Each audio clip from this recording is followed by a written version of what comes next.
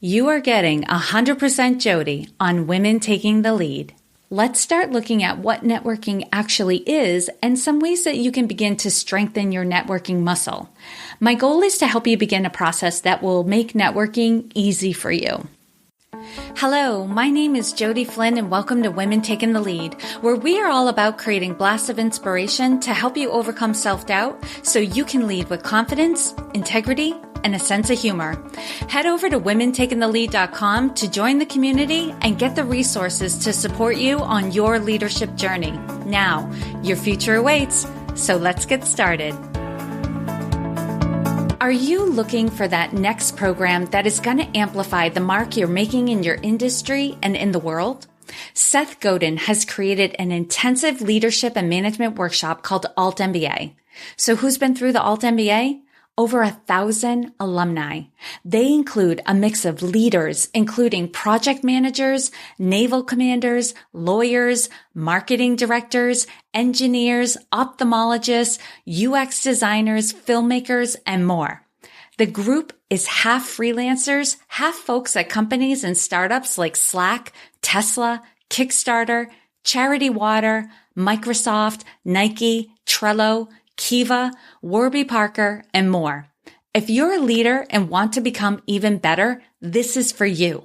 There are no lectures, no videos. It's rolling up your sleeves and working in groups with people who are equally in it to win it. They are now accepting applications for the summer and fall sessions. To find out more, visit altmba.com/women taking the lead, and you can find this in the show notes page that accompanies this episode. And for special consideration, you can mention this podcast in their application and tell them Jodi Flynn sent you. Hello, everyone, and welcome to the show today. I am riding high from an interview I did on Friday with Joe De Sena, the CEO and founder of Spartan Race Incorporated. I can't even explain how amazing that experience was for me. I shared with all of you that a month ago, I was in Boston for the Spartan Workout Tour. This is a free 2-hour workout put on by Spartan Race Incorporated all over the country. Unannounced, Joe De Sena showed up halfway through the workout to cheer us on, and he led the last 20 minutes. He even hung around to meet the participants and take photos. And if you're getting my newsletter, you know a couple weeks ago, I shared a tip on how to move past fear and get into action. I alluded to some amazing experiences I had as a result of using the strategy I outlined, and this was one of them. When I saw Joe hanging around after the workout and a crowd gathering around him to say hello and take pictures, I was frozen. I hadn't expected him to be in Boston, so I had not mentally prepared myself for the opportunity that was now right there. As I stood and watched, torn between staying safe from rejection and doing something really bold, I got a picture of myself in the car heading back to my sister and brother-in-law's house, filled with regret for not taking the opportunity when it was right before me. That image was more painful to me than the thought of being told no. And so I turned to my sister and brother-in-law and said, I'm going to ask Joe to be on my podcast, and off I went. Joe was incredibly gracious. He said he recognized me, which blew my mind, and he said yes to the interview. Anytime, he said, and he gave me his email address. His episode is going to drop on Monday, June 19th, 2 days after I run my first Spartan race. Amazing things happen when you act upon a small burst of courage. Now, in the last episode, I went over 8 common myths about networking that may be limiting your opportunities. If you haven't listened to it yet, be sure to add it to your playlist so you can see if there's anything that's been holding you back. Now that we've dispelled some of the myths, let's start looking at what networking actually is and some ways that you can begin to strengthen your networking muscle. My goal is to help you begin a process that will make networking easy for you. According to the Merriam-Webster Dictionary, the definition of networking is the exchange of information or services among individuals, groups, or institutions, specifically the cultivation of productive relationships for employment or business. Let's underscore the cultivation of relationships. Networking is a lot like having a vegetable garden. When you plant seeds, you plant a lot of seeds because you know a small number of those seeds are actually going to reach full maturity. However, the ones that do make it make the investment in the failed seeds worth it. You can't tell initially which seeds are going to make it and which are not, so you buy way more seeds than you need to increase the odds of a good yield. Even before you plant the seeds, you make sure the placement of the garden is in an optimal environment for the seeds to sprout and grow.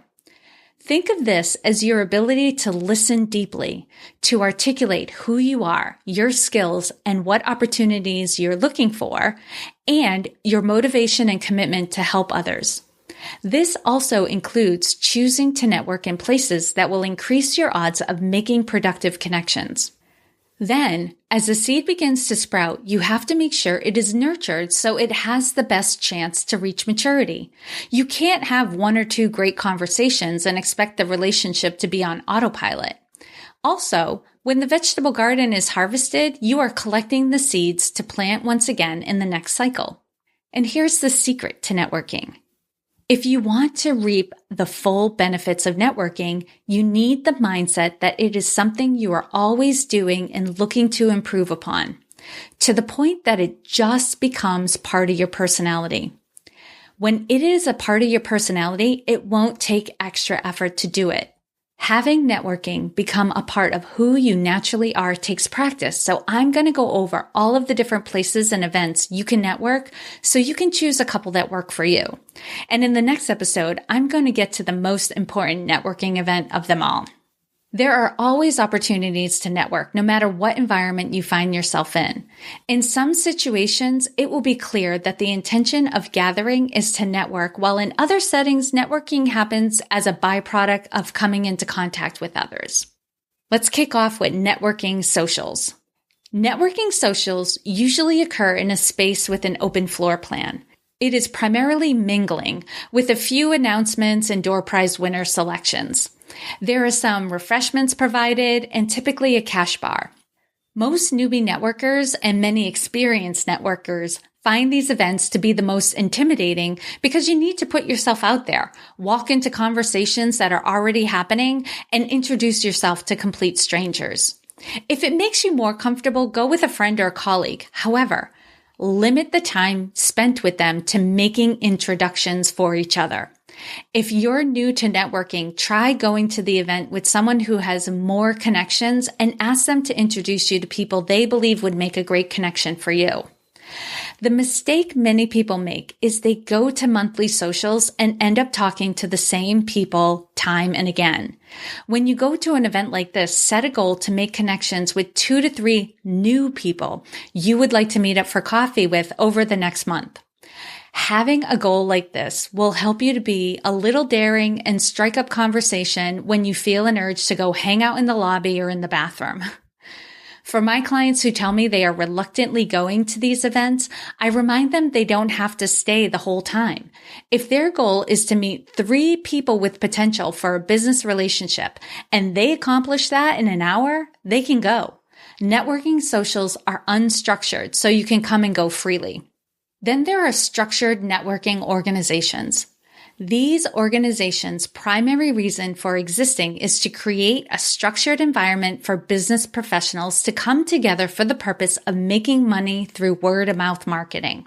These organizations, or I should say chapters of these organizations, can be very effective because you have the structure to consistently maintain a business relationship with other sales professionals and business owners. If you're an introvert who needs to be networking regularly, this may be the way to go for you because the structure of the meeting takes the pressure off having to make casual conversation, and there is a focus on meeting with members one-to-one outside of the group meeting. The one-to-one meeting is where introverts tend to shine. However, no 2 referral organizations are the same. There is a culture in each organization that is reflected in how it is structured, the support it provides, and the commitment it requires of the members. I can speak most fluently about Business Networking International, or BNI. With over 211,000 members and over 7,800 chapters worldwide, BNI is the world's leading referral organization. What sets BNI apart from other referral organizations is both the level of training and support that is provided to the members, as well as the level of commitment that is required from the members. This combination of training, support, and commitment is why BNI has been so successful and why it continues to grow year after year. If you are going to join BNI, you should know that no two chapters of BNI are the same. While BNI has a clear culture globally, you can go to a BNI meeting in over 70 countries worldwide, and every meeting runs the same agenda and format. Each chapter has a subculture that is influenced by the dynamic of the members within that chapter. If you are serious about wanting to get results from your BNI membership or your membership to any referral organization, do your due diligence and make sure the chapter you are joining is positive and professional, and that the chapter is serious about holding the members accountable to their commitment. In my experience as a director consultant for BNI in Maine, the chapters that are the most successful are those that hold their members accountable to a standard of professionalism, positivity, and committed activity. Also, know that results don't come just by paying for membership. When you join a BNI chapter or other referral organization, you are paying for the opportunity to grow your business, and it's a great opportunity, but it's up to you to make something of it. You have to work your network. Then there are service organizations. You can become a member of a service organization like the Junior League, Kiwanis, and Rotary. These are great ways to contribute and help your community. These organizations also provide great opportunities for training and working together with others in the community who also want to make a difference and network with other go-getters at the same time. Then there are networking with a purpose events. These events are usually events coordinated by a local charity or community organization. While there is a lot of mingling going on at these events, there is a little more structure than a social networking event because there is usually some activity provided, such as auctions, raffles, gambling tables, games, etc. The focus of these events is to raise money, but they usually attract business owners and other connectors who want to support a cause or their community. Since the focus is not on business networking, but rather supporting and giving, these events have a more casual energy. In this environment, you have a great opportunity to meet new people while having fun and feeling good about giving back. Then there's volunteering. Volunteering is a great way to meet new people without the pressure of actively seeking to form a business relationship. Usually the business relationship develops naturally after the team relationship has formed. Find an organization that you believe in and contribute your time and support to help that cause. If you have the time, connections, and financial ability, you can volunteer for a board position. If you're not there yet, no worries. You can start by volunteering to be on a committee or even be a day of volunteer for the events that they hold. Being a volunteer at events also gives a reason to get into conversations with the attendees, taking the pressure off of trying to figure out what to say. Just make sure you keep top of mind that part of the reason you are volunteering is to get to know more people. Strike up conversations, and when you feel a connection being made, invite the other person to get coffee sometime. Educational events. If you're an introvert with a capital I, then seminars, conferences, association meetings, lunch and learns, etc. are the way to go for you. These type of events take the pressure off of you having to do a lot of mingling.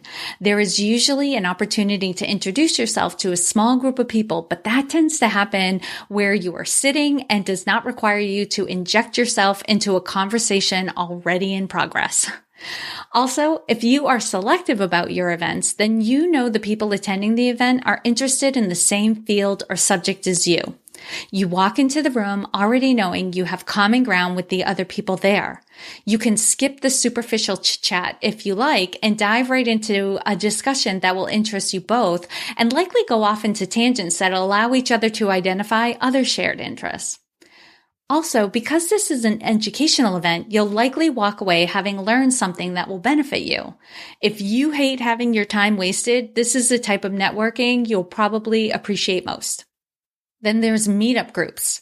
Like educational events, pick an area of interest. Find a group that is actively meeting and getting good attendance and get to it. Before you can have a fruitful business relationship, you have to get to know each other as people and appreciate each other as such. What better way than to find others who enjoy what you enjoy? You can look through a directory of meetup groups at meetup.com. The grocery store. I'm using the grocery store as the catch-all for this last category. The better you get at networking, the more you realize that we always have an opportunity to network. Anytime you are seeking to help others and cultivate a relationship, you are networking. Like my garden analogy, you are creating the environment for opportunities to develop and for you to pick the good ones. So the next time you leave home, put on your figurative networking hat and look for opportunities to help more people. To sum it up, there are many, many ways to expand your network and build the relationships that will grow your business and advance your career. You can focus on one or all of these, but start with the ones that not only seem the most appealing to you, but will also help you to achieve the goals you have for yourself. That was a pretty comprehensive list, but I may have missed some. If you know of other networking opportunities, add them in the comments where you found this episode, and you can find this post at womentakingthelead.com under the title, The Secret to Make Networking Easy. I hope this was helpful to you, and here's to your success. Thank you all for joining me on Women Taking the Lead. And to strengthen you on your own leadership journey, I'd like to send you off with a quote from Marianne Williamson, so here goes. Our deepest fear is not that we are inadequate. Our deepest fear is that we are powerful beyond measure. It is our light, not our darkness, that most frightens us. We ask ourselves, who am I to be brilliant, gorgeous, talented, fabulous? Actually, who are you not to be? You are a child of God. Your playing small does not serve the world. There is nothing enlightened about shrinking so that other people won't feel insecure around you. We are all meant to shine as children do. We were born to make manifest the glory of God that is within us. It's not just in some of us, it's in everyone. And as we let our own light shine, we unconsciously give other people permission to do the same. As we are liberated from our own fear, our presence automatically liberates others. Again, thank you for joining me, and here's to your success.